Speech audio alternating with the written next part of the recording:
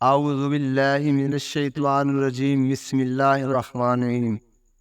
Knowledge بک کے سامعین کرام السلام علیکم۔ سامعین، آج ہم حضرت داؤد علیہ السلام کے متعلق بیان کریں گے۔ حضرت داؤد علیہ السلام بھی بنی اسرائیل کے بڑے نبی گزرے ہیں۔ آپ کا ذکر قرآن پاک میں کئی جگہ آیا ہے۔ سورہ سعد میں خصوصیت سے نہایت تفصیل سے ملتا ہے۔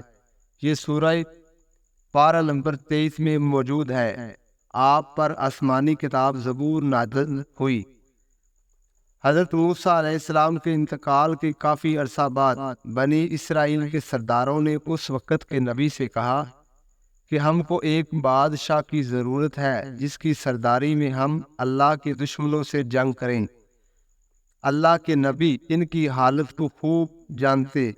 پہلے انہوں نے انکار کر دیا، یہ لوگ بزدل ہیں، جنگ وغیرہ کچھ نہیں کریں گے۔ مگر جب قوم اور سرداروں کا اصرار بڑھا اور وہ نہیں مانے تو اللہ کے نبی نے فرمایا، اللہ تعالیٰ نے تمہارے لیے طالوت کو بادشاہ مقرر کیا ہے۔ طالوت ایک غریب آدمی تھا۔ سردار امیر لوگ کا نام سنتے ناراض ہو گئے۔ سرداری اور بادشاہ تو ہمارا حق تھا، یہ غریب آدمی کو کیسے مل گیا؟ حضرت طالوت بڑے عالم آبد جنگ کے ماہر اور بڑے طاقتور آدمی تھے، اس لیے اللہ نے ان کو بادشاہ مقرر کیا تھا۔ اللہ کے نزدیک تو امیر و غریب سب برابر ہے، اس کے نزدیک وہی اچھا ہے جو نیک ہو۔ لوگوں کو تسلی کے لیے اس وقت کے نبی نے یہ فرمایا تھا کہ حضرت طالوت کو بادشاہ بنانے کی ایک نشانی یہ بھی تھی کہ 3 صندوق میں حضرت موسیٰ علیہ السلام اور حضرت ہارون علیہ السلام کی یادگار ہے، اسے فرشتے اٹھا کر تمہارے پاس لے آئیں گے۔ چنانچہ فرشتے وہ صندوق ان کی قوم کے پاس لے آئے ہیں۔ آخر انہوں نے حضرت طالوت کو اپنا بادشاہ بنا لیا۔ آخر جب طالوت اپنی فوج لے کر روانہ ہونے لگے تو انہوں نے اپنی قوم کی ایک آزمائش کی کہ اگر کوئی مصیبت آئی تو یہ لوگ اس کا مقابلہ کریں گے یا بھاگ جائیں گے۔ انہوں نے کہا کہ آگے چل کر پانی کی ایک نہر آئے گی، جس نے اس کا پانی پی لیا اس کو مجھ سے کوئی تعلق نہ ہوگا۔ میرا آدمی وہ ہوگا جو اس سے پانی نہ پیے۔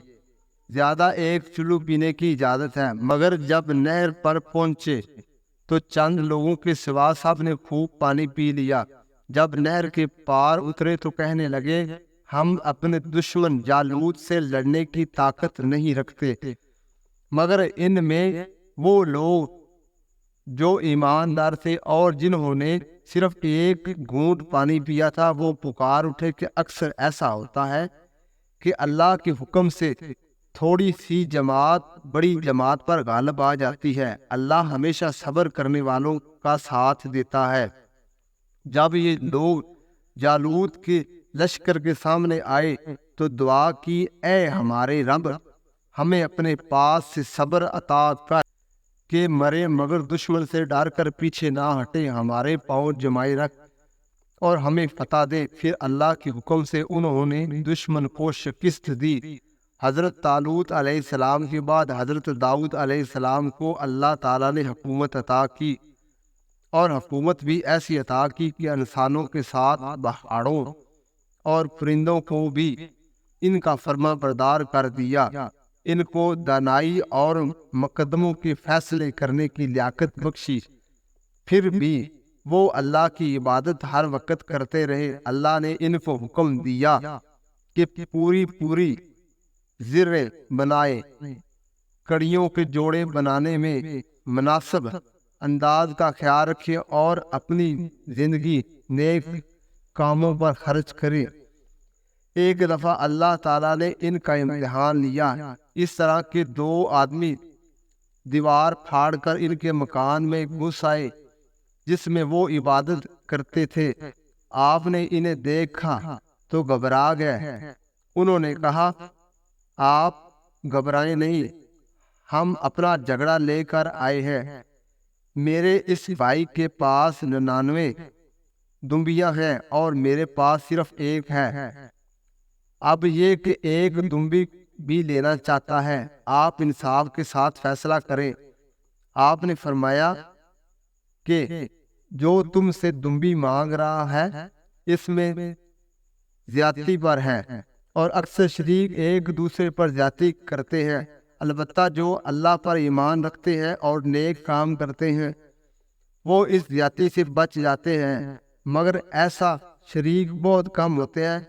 جب یہ لوگ چلیں گے تو آپ کو خیال گزرے گا کہ اللہ نے یہ میرا امتحان لیا ہے۔ انہوں نے توبہ کی، سجدے میں گر پڑے اور اللہ تعالیٰ کی طرف متوجہ ہوئے۔